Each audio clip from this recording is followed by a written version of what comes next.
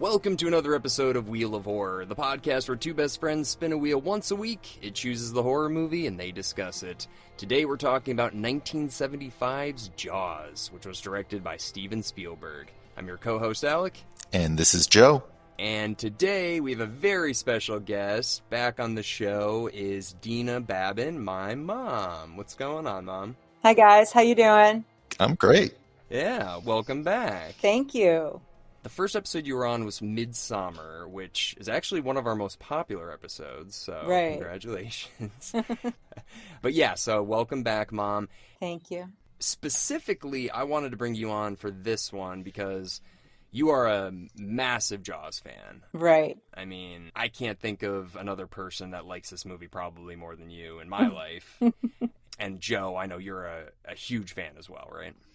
Yes, I remember when you first sent me over this list of movies, which seems like a lifetime ago after sitting through like VHS and Darkness Falls. I remember saying, I wanted to be on the Jaws episode, and here we are. And, sitting through all those other movies, it was all worth it to get here. The climb to this. Yeah, well, one of the reasons that, another reason I wanted you on, Mom, specifically for this one is, Joe, obviously, you've been to so many of these movies that we've been to in theaters, when they were coming out, like Scream and stuff. You tell us about what the culture was like at the time, what it was like going to that theater. But I know you were not alive for Jaws, but Mom, you were. Yes, I was 8. And I believe, if I'm not mistaken, you saw this in theaters. Yes, I did. God. Well, I had always been a horror freak, always loved anything creepy and scary. And when this came out, I wanted to see it real bad. And my parents, especially Grandma, no way. There's no way I was going to see this movie until, Papa was a cop at the time, until a fellow cop was going to bring his kids that were my age. So then it was okay. So we went, and it was amazing. It was absolutely amazing. We saw it at a theater that used to be in Avon, and it was great. It was great because it was so forbidden. Well, yeah, I mean, especially if Grandma and Papa said no. Right. So did they all see it with you? You saw it with like a group, like everybody, or who'd you see it with? Yes, there's probably like 10 of us there. Oh, wow. Yeah. Yeah. Now, Joe, did your parents see it too in theaters? Yes, some of my earliest memories of Jaws were my mom telling me when she saw it. She was a little bit older, but she saw it with my grandfather and wanted to walk out after the opening shark attack. But he talked her out of it. Yeah, Mom, walk us through that experience, what you can remember. I mean, was this theater packed? Were people freaking out? I mean, what do you remember? I'll tell you, the one thing I remember out of that whole movie, seeing it the first time, was when, is it Ben Gardner's face pops out from the hull of the boat? That was what left an indelible memory on me. I don't remember much. I'm sure the theater was packed because it was absolutely a blockbuster. But the one thing I came away with was that scene. Still such a great jump scare. Like, oh yeah. Even even after all these years, I know it's coming, and I still don't know the timing just right. It always gets me. Yeah, it's got that effect. It never gets old. Now, I want to know, did you talk to kids at school about this? Where you're like, I saw the shark movie, as an 8-year-old? What was that like? I love live events, but I hate buying tickets. The hidden fees suck, and coordinating with friends is a nightmare. I always end up fronting a bunch of money and then chasing down my friends to get reimbursed. And if they flake, I'm stuck with the whole bill. But then I discovered Fanimal. Fanimal has tickets to everything, and there are no fees. The price you see is the price you pay. Not only are the prices transparent, but they're almost always lower than anywhere else I look. And for any hot tickets, like Lollapalooza, or a Dodgers game, or a weekend concert, Fanimal is always the cheapest option. Nobody goes to live events alone, so why buy tickets alone? Fanimal's patented group purchase makes it easy. First, you set a minimum size for your group, and choose the number of tickets you want to pay for yourself. Then you invite friends. When the minimum size is met, everyone gets charged and receives their tickets. If the minimum size isn't reached in time, nobody gets charged. You don't commit until your friends do. And Fanimal has amazing customer service. Check out their hundreds of 5-star reviews. The next time you need tickets, go to Fanimal.com or download the Fanimal app and sign up with code HORROR for $20 of credit towards your first purchase. Check out Fanimal and experience more. I honestly don't remember, but back then, I think it was PG actually when it first came out. Yep. Everybody was seeing it, so I was like the anomaly not being able to see it. Yeah, I do remember that everybody was seeing it. It was huge. And I guess like the biggest connection that you and I have with this movie, Mom, is like we've been going to Martha's Vineyard, I mean, pretty periodically for the past like 30 years or so. Right. And that's where this movie was filmed. And Joe, actually, before we dive into that, have you ever been to Martha's Vineyard? I never have. You're a New England guy, so it's, Cape Cod. Have you been up to that area? Yeah, absolutely. But never the Vineyard. And every time I watch this movie, and usually my wife is with me, this is one of the few movies we could agree upon. Like every year we have to watch this movie. And every year we talk about how we need to go to the Vineyard. Yeah, you definitely should. I mean, there's so many iconic spots. I mean, like the Jaws Bridge, obviously. But I mean, Mom, you're like a tour guide when we go out of Martha's Vineyard. You're like, that's the store where he gets like the paint to, Right. So you remember everything. You brought us to the beach where the opening scene happens with the buoy where she gets murdered. Obviously, you brought us there. Which beach is that again? That's South Beach. Yeah, that's South Beach. Okay. Yeah, so it's just, I mean, you go there, Joe, and it's just like being on a movie set, the whole island. So very, very nice. But yeah, I mean, that's the thing. This movie, it's such an ordeal because it's been talked to death. I mean, the movie's still, I feel like, as relevant now as it was in the 70s. I mean, I didn't really know how you guys wanted to go about this episode. I mean, I thought we could kind of just talk about our personal experiences with it, a little bit of trivia, or if there's anything you took away from it this time that you'd never really taken away from it before. Yeah, that sounds great. Well, I guess I'll start us off then. There was one major thing that I noticed this time, which I'd never noticed before. I don't know if you guys noticed this, but when in the beginning, when Chief Brody's typing up the report from when the girl got killed at the beach, it says July 1st, 1974. So I'd never noticed. I always thought this movie took place in 75, but makes sense. Came out in 75, would have taken place the year before. However, later in the movie, you see the poster where it says $3,000 reward for the death of Alex Kittner, which took place on June 29th, 1974 or whatever. So that means that there's a discrepancy there. Yeah. The coroner report should have taken place after that right. death. Huh. So that was one huge thing I caught. Have you ever noticed that, Joe? Never.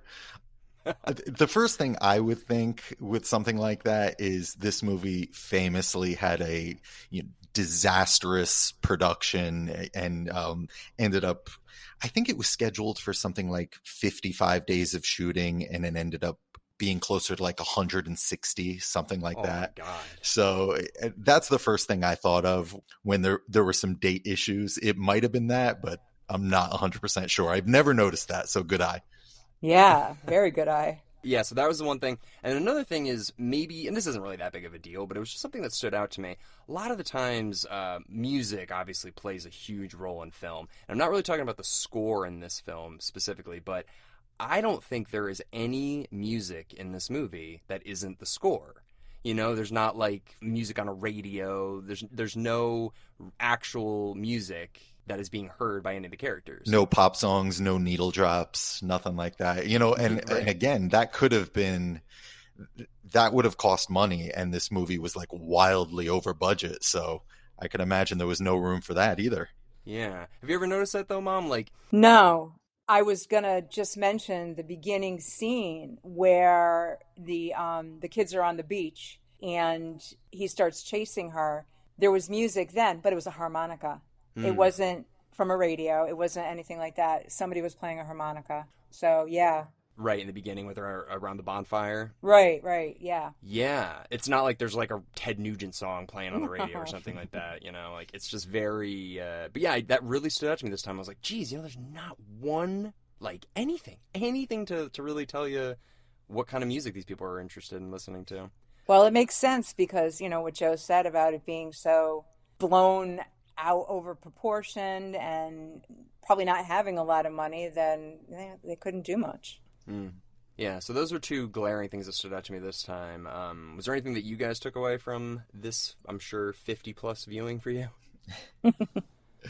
Something I was thinking about was, is there any movie that kind of captures a season better than this movie? Like I was thinking maybe John Carpenter's Halloween, but then I was thinking, that movie was shot in Southern California, and if you've seen it enough times, you can tell that, there's palm trees in the background, and we're probably projecting a chilly autumn feeling on that movie when it was probably 85 degrees and sunny every day. But This movie just captures that summer feeling. I don't know, better than any movie captures any kind of feeling.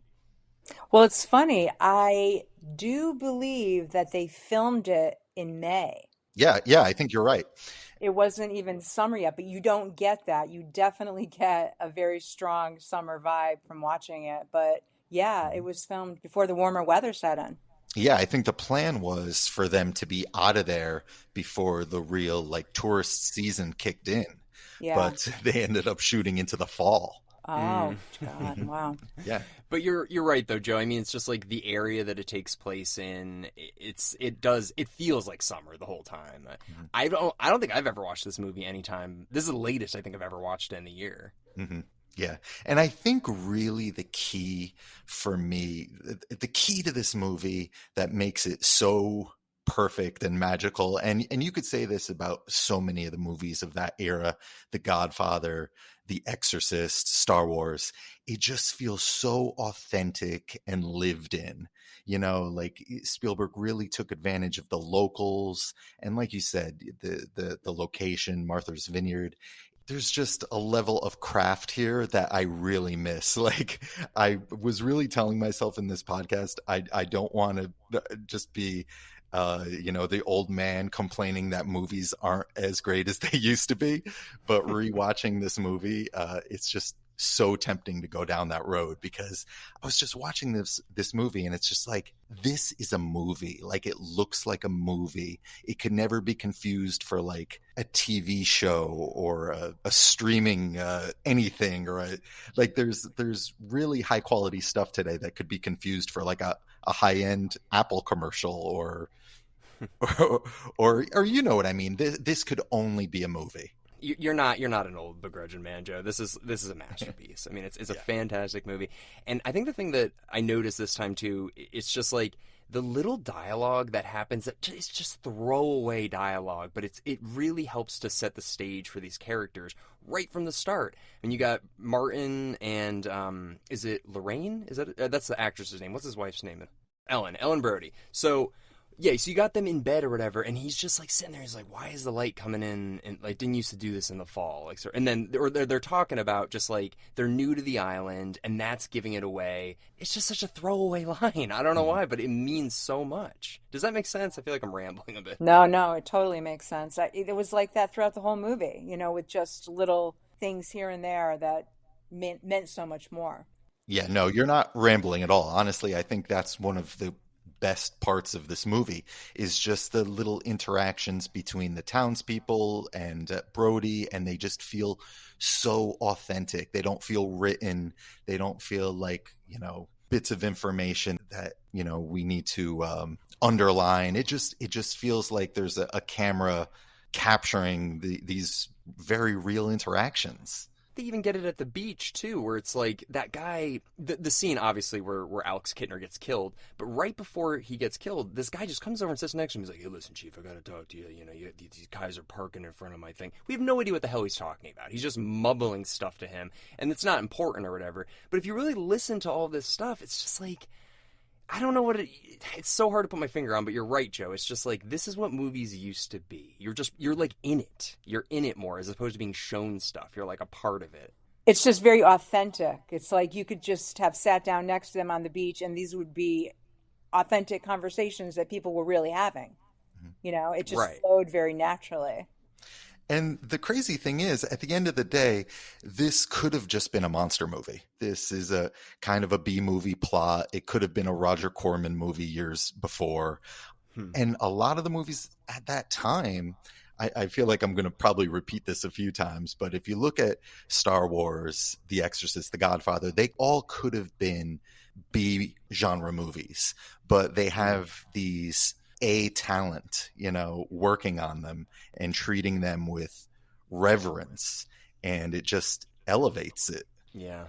No, yeah, and you just said it, like obviously the cast is like fantastic, and I don't think a lot of them were like super well known at the time. I know Roy Scheider was like a boxer and stuff, and then Robert Shaw is probably the biggest of these actors at the time, I would imagine.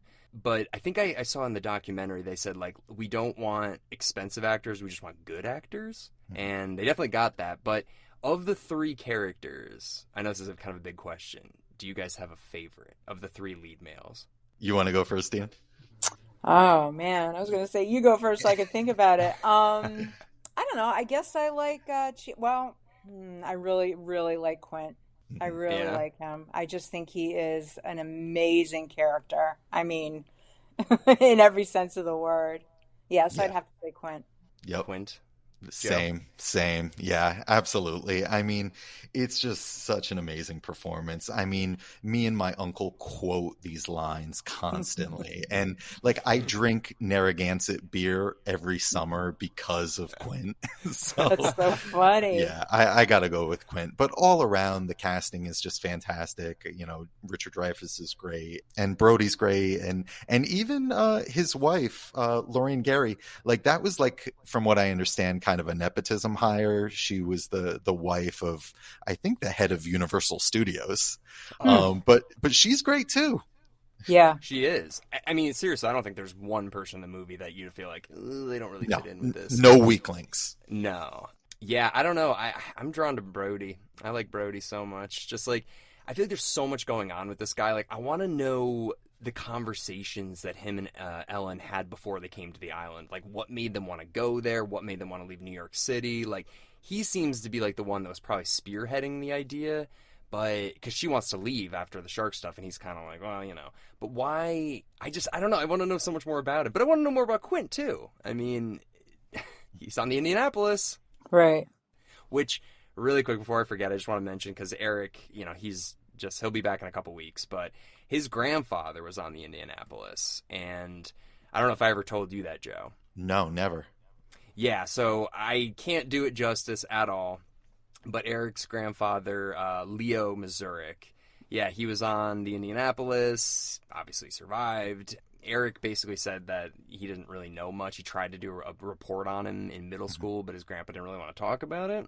Wow. So, yeah, but I just thought that was a really cool little tidbit that, like, hey, the co-host of this podcast, grandfather, was, like, on the boat from this movie. I mean, that is pretty crazy. I was going to say it's probably the most memorable scene from this movie, and it has nothing to do with, a mechanical shark or any of the amazing set pieces. It's just a monologue, and it's probably my favorite scene in the movie. It's mine also. It always has been. I think there was a separate writer that came in and wrote that scene. Is that true, Joe? This episode of the podcast is brought to you by Bard's Clothing. The days of "Hi, my name is" are over. We live in a virtual world, and our images are being shared on social media and professional pages every day. With over 1,000 fabrics to choose from, Bard's Clothing is here to tell your story through clothing. Make sure the image you want people to have of you is the one you're sending, because by the time you get face-to-face, their minds might already be made up. Quality clothing all made here in America. Head on over to www.bardsclothing.com or follow them on Instagram @bardsclothing. I know a few people did a pass at it. I'm not sure who really takes credit for it. I know John Milius, who worked on a lot of movies, Conan the Barbarian, and I know he did a pass at it. And I know Robert Shaw was like an accomplished playwright, and he did a pass at it. So yeah, it went through a lot of people's hands. But mentioning John Milius and Spielberg, can I just say it is just so crazy, this era of Hollywood, how all these guys were friends, like Spielberg and Lucas and Coppola and De Palma. It's just like such an amazing, magical time. I just love watching these movies and thinking about it and talking about it. Have you seen that documentary with all of them when they were younger? I don't think so. Oh, you need to Google it. It's amazing. They're all hanging out when they're younger and playing pool, and like Scorsese's there, everybody. It's really cool. Oh, that's fantastic. Do you remember what it's called? I don't know what it's called. You'll have to look it up. I saw it a few years ago. Huh. You know, it might be the Spielberg documentary, Okay. which was awesome. Yeah, that HBO Spielberg documentary is fantastic. Right. So you don't remember that scene in that? Not so much, but it's been a long time since I've seen that. Yeah, it was in some documentary. Mm-hmm. I guess speaking of Spielberg a little bit, I mean, I don't want to like put too much pressure on you guys, but I was thinking about it last night while I was watching this, and I was like, you know what? I think this is my favorite. I know this is super early in his career. I think it's the second movie, but I was thinking about it. I mean, like, obviously Jurassic Park is amazing. Schindler's List is amazing. I mean, he's got so many incredible movies, but I just had to sit there and be like, it's between this or Raiders of the Lost Ark, and I think I gotta go with Jaws. I mean, that's fair enough. His filmography is such a embarrassment of riches. I mean, like it's tough for me. You know, I was 10 years old when Jurassic Park came out. So that was like such a moment, kind of like probably how Jaws was for you, Dina. I mean, like I was just kind of the perfect age for it. And I love dinosaurs and monsters. So that one will always have a special place. And also Saving Private Ryan. My grandfather was a World War II vet also, and I saw that with him. So yeah, I mean, there's just so many to pick from. But Jaws is probably the one I've seen the most, and probably the one that I go back to the most. Yeah. Yeah, I would have to say the same with me. I mean, we watch it at least once a year. And then if we go to the Vineyard, we watch it there too. So I know, we watched it there this past June. It's a requisite for going to the Vineyard. Absolutely make everybody sit down and watch it. So at the Vineyard, do they actually do like any public screenings? Oh, they do. They do actually. I was looking this last time we were there, and it wasn't playing anywhere, but I think because we were there in June before, you know, the masses of tourists came. But during the summer, they do show it. They've got about 3 or 4 theaters on the island, and they switch it around and they show it. Oh, that's amazing. Yeah, we went to, where were we last year? We were on the Cape last year, and we saw it in a drive-in, which was really cool too. That was really cool. Well, I'm typing it into Google today just to pull it up for the podcast, and it's literally playing in 3 theaters in LA right now. Wow. Like, that doesn't happen, you know? Right. It's actually playing in 3D. Did you hear about this? No. Oh, is that why? Maybe that's why. I wanted to see it. You know, I thought that would have been a great thing to have for this conversation. I didn't get around to it, but yeah, apparently they just did this 3D conversion, which, from what I understand, looks great. I've heard really good things about it, and yeah, it's playing in theaters right now. Wow. And made good money. I heard it made pretty good money over Labor Day weekend. I'll have to check that out. That's what I'm seeing, Joe. You're right. It's like Regal 3D LA Live. That's great. I mean, Jaws 3D is notoriously pretty horrible. So Right. I'm wondering how they could have made this much better. But, I mean, clearly they have. What about the sequel? Have you guys, I mean, obviously 3 and 4, it's like, all right, whatever. But I actually like 2 quite a bit. I know it's kind of like a rehash of this one, and it's not nearly as good, but like still filmed on the Vineyard, still has the same cast, still has the same feel. But how do you guys feel about Jaws 2? I like it. It doesn't come close to the first one, but yeah, I like it. Yeah, same. Honestly, it's like there's nothing offensive about it. Like if you didn't get your fill with the first movie, Jaws 2 is an acceptable follow-up. It is interesting, though. Spielberg was kind of considering a sequel. Actually, it would have been more like a prequel. I remember hearing that he would have considered doing an Indianapolis movie, kind of like Quint's story. And that never ended up happening. But yeah, the Jaws 2 we got, I think it's a perfectly fun movie that, yeah, in no way can compare to the first one. But every once in a while, I go back to it. And I usually stop there. Like Jaws 3 and 4 don't do a lot for me. They don't do a lot for me either, but when we have a marathon, we have to watch all of them. No matter how bad they are, we have to watch them. Oh, I totally understand. I'm a completionist myself, so I mean, we've had a lot of conversations. I've had a lot of conversations with Alec about terrible Friday the 13th movies, so I totally get it. Right. Another thing I don't think could ever happen is a remake. I mean, I shudder at that thought. That is one movie that you just, like The Godfather, you just don't touch it. You know what I mean?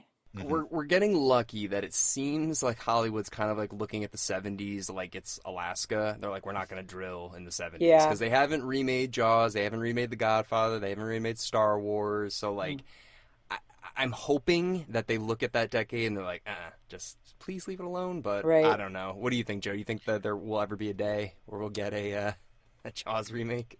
Well, I do think that Spielberg has the power to keep that from happening, and I think that's why we never got another E.T., or even like there were rumblings about Back to the Future, maybe a remake there, and that never happened. So I think we're lucky that, guys like Spielberg are still around, but who knows in the future? They're getting up there now. So when they're not around anymore, who knows? It could be open season on a lot of these movies.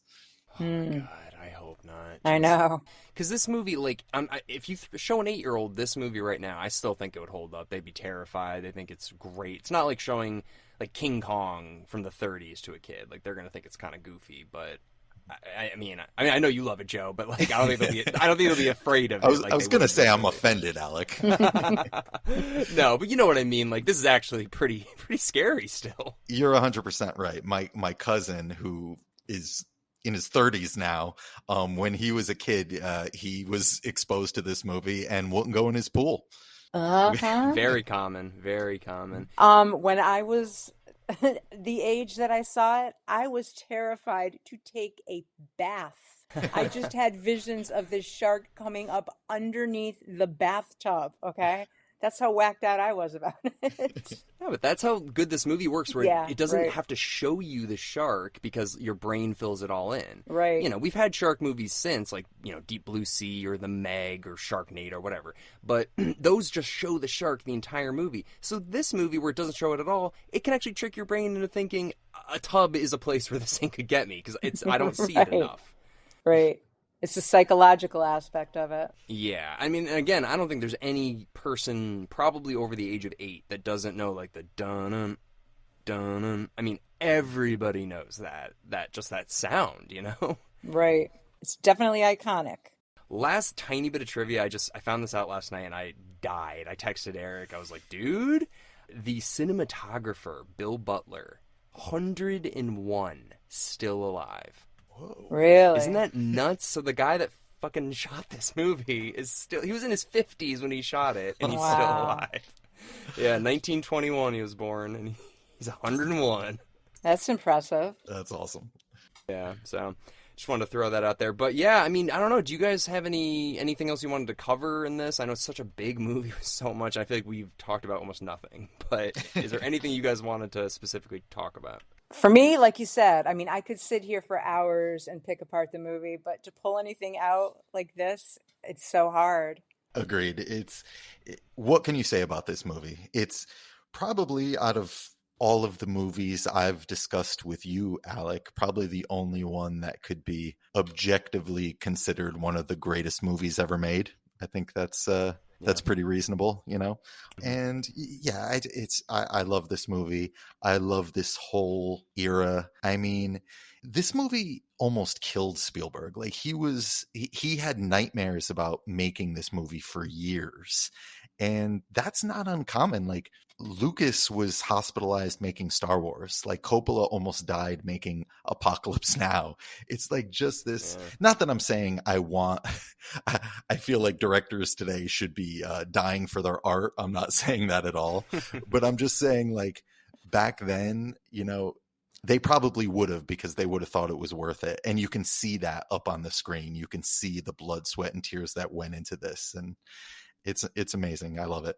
You know what? Something it just hit me, which I thought was funny because the last time we watched it, it really stuck out to me. When you watch the shark, clearly it is a fake shark. I mean, there is just no denying it. It's very slow and lumbering, but it still terrifies the shit out of you. You know, you don't Yeah. think to yourself, oh, look how fake that thing is. It's just, even though it's obviously mechanical, it's still terrifying, Mm-hmm. you know? Oh yeah. They did use some real shark footage actually, from Australia. Yeah, like in the cage. Yeah. But just to talk about something you just mentioned, Joe, actually. I think you're right. This is one of those movies you can say is potentially one of the best films ever made. And especially on this, podcast, I think the only thing that can come even close to it would be The Shining. But even this is an easier sell than The Shining. I don't know. It'd be easier for me to be like, hey, you want to watch a movie about a shark that like attacks a town, as opposed to like a movie about a recovering alcoholic writer who's staying in a hotel that might be haunted, and it's up to your interpretation what's really going on. This is a much clearer movie. It's a lot simpler, and it's still really effective. I'm not saying I like it more than The Shining, but I think there's an argument made for this being potentially one of the best movies, if not the best movie ever made. I don't know. I think that's totally reasonable. Like, he makes Spielberg and everyone who involved in this movie, they just make it look so easy. This movie is just such a simple movie about a town and some guys that need to kill this fish. Like, it's just so simple, and you wonder why there aren't more more great movies like this, Yeah. But yeah, I mean, in some ways this movie is kind of the end of that fantastic era in Hollywood that I talk about so much, because this movie was such a massive success that the business changed, and then when Star Wars came, 2 years later, then the business would never be the same. So in some ways, it's still part of that fantastic cinematic auteur era. In some ways, it's kind of the death knell. I think you're right, though, Joe, because it's like after they make this movie and it becomes like a quote-unquote the first summer blockbuster, there's a sequel 3 years later, all this stuff. They're Hollywood saying, do what Jaws did. Just do what Jaws did. Just remake that. And you're like, they didn't know what the fuck they were doing. I don't think anyone knew movies could make this much money at the time. Then like corporations started sniffing around Hollywood, and just everything changed from here on in. I think Hollywood would give horror so much more respect, though, because you're like, all right, The Exorcist made an obscene amount of money a couple years earlier. Then Jaws makes an obscene amount of money. Then The Omen did pretty damn well, but still, it's like no love for horror. Yeah, but you have to find the right people, and you have to make the right investment. And like anything, this movie has so many like just cheap knockoffs, like Orca, or like there's a whole When Animals Attack subgenre. So like anything, it's going to be exploited and watered down. Right. Well, I was just thinking as Joe was talking about how it's almost like the actual characters take center stage, and the shark is almost like an excuse for the story. You know what I mean? Because they're such interesting characters, and the interaction between them all, that is really the story. It's not so much about the shark. Yeah. Do you know what I'm saying? 100%. Yeah, it's like a sports movie. It's not really about the sport. Right. Yeah, no, you're right.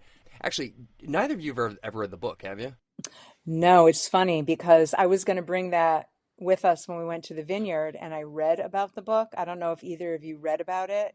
I haven't read it. I know things about it. I know that in certain ways it differs pretty dramatically from the movie, but I do intend to read it. It basically focuses on an affair between Ellen Brody and Hooper. Mm-hmm. Yeah. I remember you mentioning that, Mom, and then watching it this time, it's kind of funny because you notice the first time that they meet when Brody's getting drunk at the Right. table and Hooper comes in, he's like, hey, can I have a bite of that or whatever? She seems infatuated by him. Yes, She's laughing at yes. everything he's saying. Like, he's this, like, who is this guy sort of thing. So I was kind of like, I wonder if she read that and this she realizes they're only seen together, so she's going to take that character trait and put it into her acting. Right, I could see that. Yeah, I definitely think so. But yeah, because they never mentioned that, so if you haven't read the movie or you didn't know that mom, you'd think, like, what the fuck, what's her deal? Like, why is she Right. like, freaking Right. out over this guy? Like, Right. Something I have read is it's called The Jaws Log, and it was written by Carl Gottlieb. He was one of the screenwriters on the movie, and he actually wrote this book. It's essentially like a diary that he wrote while they were making the movie. I mean, it's just fascinating, like reading what these poor guys went through to make this movie. So yes, I have read the Jaws log, not the Jaws novel. yeah, shit. I feel like one day we should do like a full-blown just deep dive. We'll talk about the book. We'll talk about, like, I want to get a UHD version of this show because you said that's like a really great remaster, right, for the 4K? Yes, if I could recommend one 4K Ultra HD movie to you, it would be Jaws. Yeah, I definitely, because I have the DVD and I was watching it last night and I was like, whoa, this looks like shit. It's like so bad. So I'm like, yeah, I definitely want to get the 4K version. But I just want to say right before, well, actually, Joe, you have any last minute thoughts before we wrap up? This movie's a masterpiece. All right. I just want to give a shout out to the mayor. I think he's my favorite character. The actor that played him, I think his name is Murray Hamilton, I think. Just, I don't know if I've ever seen him in anything else. No, I definitely have. I can't think of what it is. But, Amityville Horror, right? He's in that? I think he's in 1941 too. The other Spielberg movie. I could be wrong, but I think he's in 1941. I just love him. I loved him in this movie. I thought he was so believable. Just, I loved his outfits. I loved his behavior. I mean, I know he's a piece of shit, but like, I loved him. I thought he's amazing. But anyways, we don't have a wheel to spin this week, Joe, because our last movie is Hostel. That'll be our last one for next week, and that'll end the wheel. Have you seen Hostel, Mom? Oh yes, once is enough. I've never seen it. I thought once would be enough for me, but apparently I got to see it again. Oh no. Well, I'm afraid. I'm actually really afraid, but... Oh, you haven't seen it? No, because I'm going to talk about it more next week, but it's kind of one of those movies that I shelved, and I was like, well, if I didn't see it as a teenager, I'm probably never going to see it. So, but Eric put it on this wheel, and here we are. Thank you, Eric, wherever you are. Yeah, seriously. Well, we'll see him in a couple weeks, but Mom, yeah, thank you so much for jumping on again. It was great to, have your insight about actually being there as a child and, your love of it. Yeah, thanks for having me. I appreciate it. It was a lot of fun, as usual. And Joe, obviously, thank you so much. I'm glad we got to talk about a movie that you really, really enjoy. We finally got here. No, it was great. And great meeting you, Dina. You too. I love hearing about when people saw these movies that I loved in theaters. I'm always just very jealous of that. Yeah. Well, it was nice meeting you as well. I've heard a lot about you. All good things. Great. All right. Well, thank you, everybody, for listening into our discussion on Jaws today. If you haven't had a chance, we did Barbarian on Fresh Film Fridays last Friday, so definitely check that episode out. And we'll see you all next week with Hostel.